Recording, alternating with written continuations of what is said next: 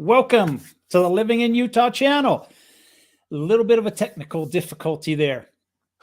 I had no screen to begin with. So, live question and answer session here Thursday evening. I call it now, I'm labeling it, throw it out there Thursday. Whatever you got, throw it out there. And we will do our very best to answer what we got. And we'll talk about some things that are happening in the state of Utah. At the current moment, one very important topic. If you are looking at maybe purchasing a home, some legislation that is being talked about right now in Capitol Hill.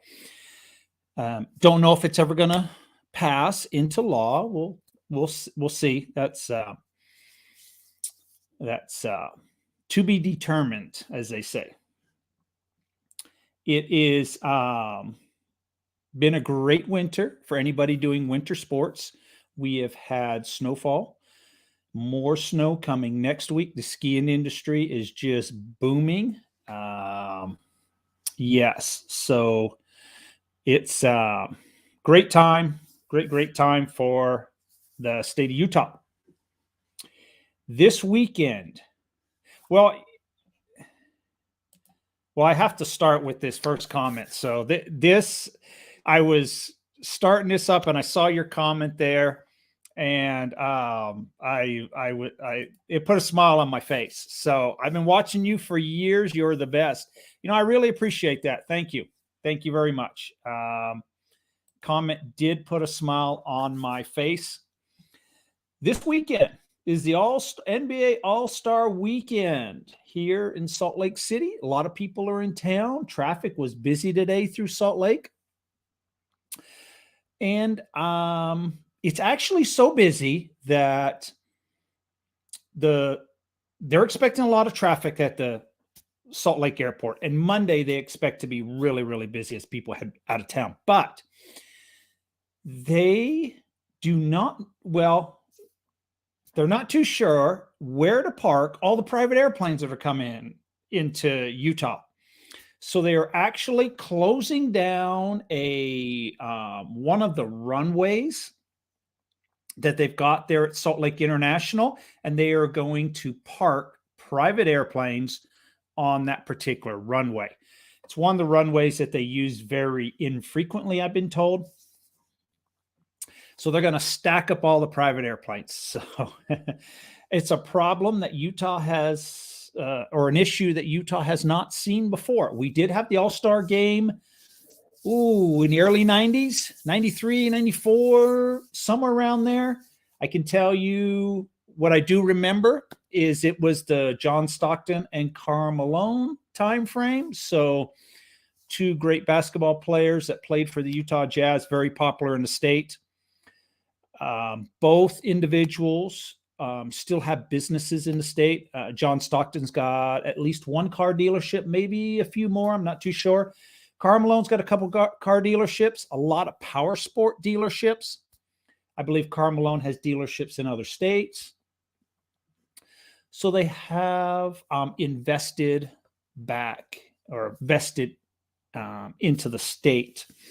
So I have heard, and I don't know how true this is, but I was told that, Karl Malone sold his place here, moved to Louisiana, Arkansas, somewhere like that, where he is originally from.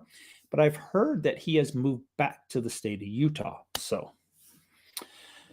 can't confirm that. I do not know Karl Malone on a personal level. So I did not sell him a house, so I don't know the ins and outs on that. But that's what I've heard. So it's NBA All-Star Weekend. Great to have. So there's a couple of state legislatures that want to help first-time home buyers. And that's why the article has caught my attention on Capitol Hill. What they would like to do is a proposal to give first-time home buyers $20,000 to help them to get into a home.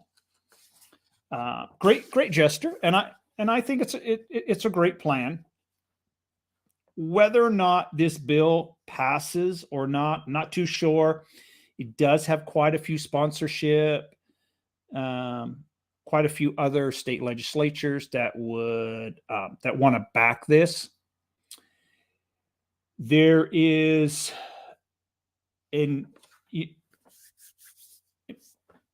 lot of people from the governor on down, I believe, understand that Utah and other states have been hit with. There's a lot of big companies that are buying homes in a variety of states, turn them into rentals. It's the big money, the multi-million dollar funds. Even I heard the Amazon CEO, Mr. Jeff Bezos, has created a company that he's getting into the rental industry, and there's a million, or not a million, but there's quite a few other companies, what I call Wall Street money, that are buying homes, 20, 30, 40 homes a month, getting into the rental industry. A lot of people in the state have seen this exact scenario. I actually was talking to somebody about 3 or 4 months ago that is a local state legislature in the one of the representatives, and a particular city that he was aware of, or maybe even lives in. I'm not too sure. But he said that just one of the rental companies that he's aware of has 75 homes in that one particular city. So it's on people's radar that some of the inventory has been purchased and turned into rentals, which long-term could reduce the home ownership rate. And I think it will. I think it's going to happen across the country. Right now, Wall Street money looks for the next investment.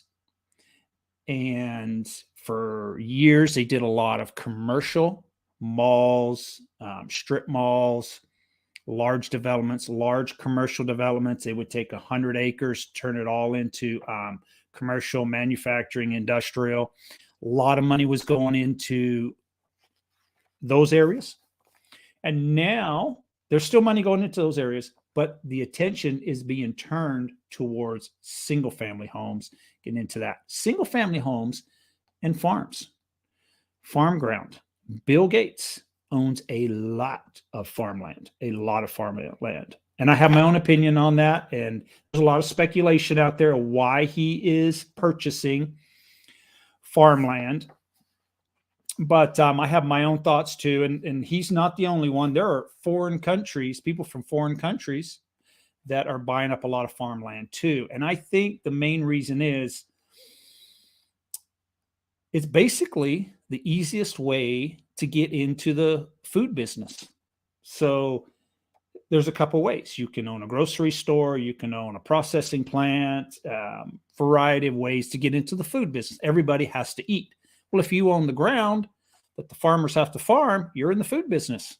So, and over years, a lot of the farms were owned by, it was a mom and pop type business handed down from generations, and families would farm it and, make a living. Not much of a living. There's not a lot of money in farming, but there's a lot of money going into purchasing farmland. So anyways, this bill would put first-time home buyers about $20,000, up to $20,000 is what the bill, how it is written at the current moment. So I do have my own thoughts on this.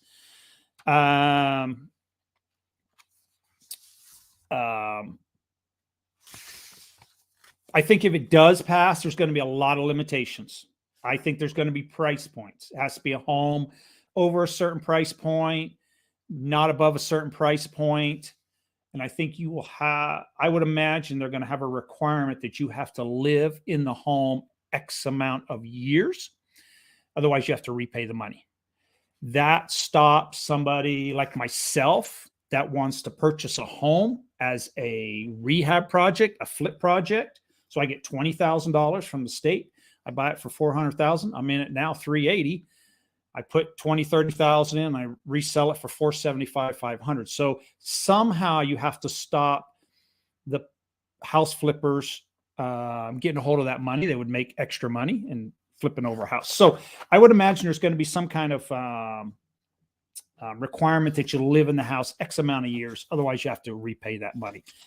But we'll see how that bill goes and continues. You know, I'm definitely going to keep an eye on it. So, yeah, it's something that, you know, I really believe in first-time home buyers. I think that home ownership is one of the greatest things we have in this country. So the ability to own your own home and not have to listen to a landlord and say, you can't do this, you can't do that, you can't have this particular dog, you can't have more than X amount of dogs, you can't have no pets at all. The list goes on and on. So you want to paint the front door, you have to get the landlord's approval. So, yeah, a lot of benefits. So the other bit of news, Texas Instruments has moved into Utah. They are down in the Silicon Slopes area. They purchased a very large building, and they've spent the last couple years modifying it to produce microchips, which we desperately need, produced in the United States. I really like that. Well, the state of Utah has just struck a deal with Texas Instruments to expand the facility. It's an $11 billion expansion they're going to pump into this project. It's the largest expansion or largest partnership that the state has gotten into. It's going to produce, they say here, they're going to add, so they're going to, right now, they're ramping up to employ about 1,100 people. The expansion will bring another 800 tech jobs to the state of Utah. And they quote in the article, and I haven't seen this in articles before. It kind of took me by surprise. An average salary of $110,000. I usually think it's pretty rare that a company or the state or somebody will come out and say that, you know, average salary is going to be $110,000. So,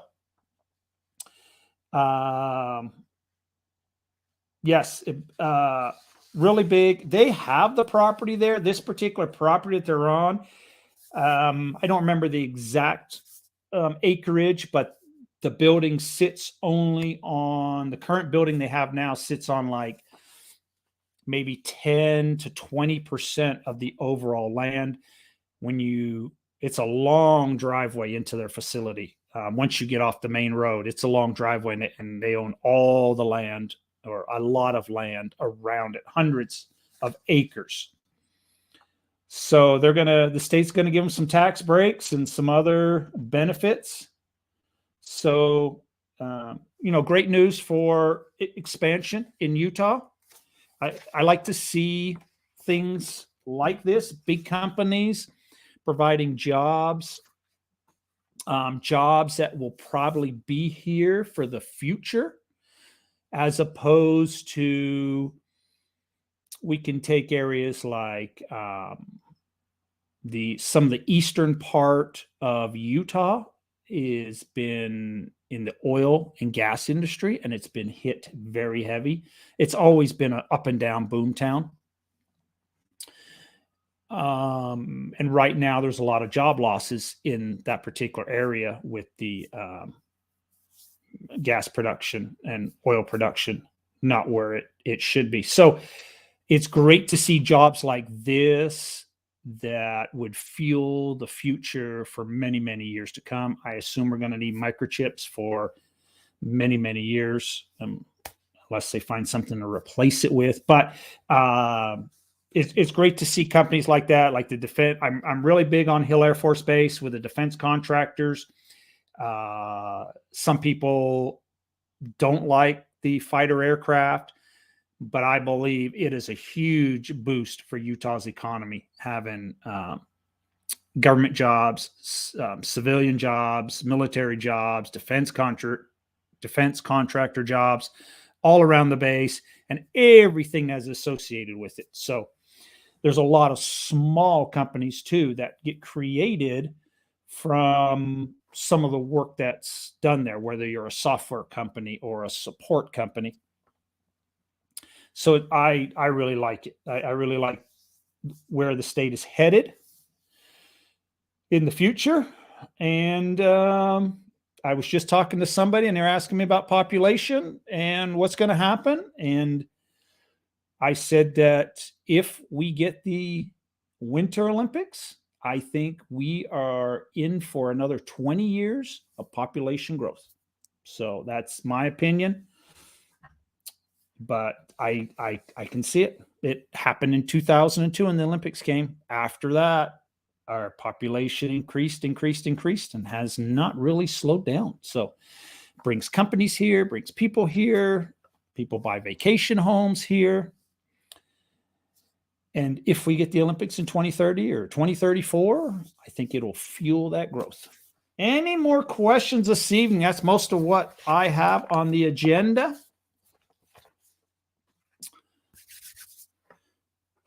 If we have any questions, I'll be glad to answer anything. Anything I should know before moving to Mill Creek in Salt Lake City? Not really. It's a great area. It's centrally located. I would say if you're coming here for work, I hope that you're working on that side of town as opposed to the other side of town. Just commute wise, that's what I always think of, because going east to west, a lot of traffic lights, takes a while. But if you're working to the north or to the south a little bit, probably won't be too bad. I think about the commute, but as far as anything else goes, you're centrally located. If you want to pop up to the ski resorts, the hiking resorts, you're right down the road. Downtown Salt Lake City is right down the road. So NBA All-Star games, stuff, events like that, you're not far away. You can take mass transit if you want to, drive a car. Yeah, no, definitely centrally located. Not much. I'm not a big fan of commuting east to west, west to east. It seemed to take me forever. That's the only one thing I don't like about if you live on one side and you work on the other side, type of thing. I know when I've shown homes on one side and the other side and have to go, I could spend half an hour, 40 minutes in the car to get there between lights and get stuck at red lights. And I could make it north or south. I could go from downtown Salt Lake City all the way to Provo sometimes quicker than I can go from east to west or west to east, depending on what time of day it is. But nope, that's about most of it. Any other questions this evening? But I hope you enjoy Utah also. Come back, let me know what you think of the state. And et cetera, et cetera. And if you are coming here for employment, I hope that it's a great job that you are taking, or a great opportunity. So, but if you are an outdoor recreation fan, and we have it all here. And I say it in many, many videos. So whatever your desire is, you'll find it here. So it's a great state, I believe. I just had to go to the doctor yesterday. And I mentioned it to him. And I think this is a great state to live a healthy lifestyle. You can always find friends. If you're a mountain biker, you're a hiker, you're golfer, there are plenty of groups, Facebook groups, whatever, where you can work with people. You can find friends to enjoy the outdoor activities and kind of like motivate you to go more often and stay healthier and live a healthy life. So had that conversation with the doctor yesterday. So he does know about my channel and gets a good laugh from it. So we have a good relationship. But yeah, it's definitely a state that there is plenty to do to keep you active and in shape, if that's what your desire is. Okay. I'm going to call it an evening. I hope everybody has a great weekend. And if you're watching the NBA All-Star game, it will be in Salt Lake City. And coming from Kansas City for work and the outdoors. Wow. As soon as you mentioned Kansas City, what came to my mind straight away was the parade for the Chiefs. So great game.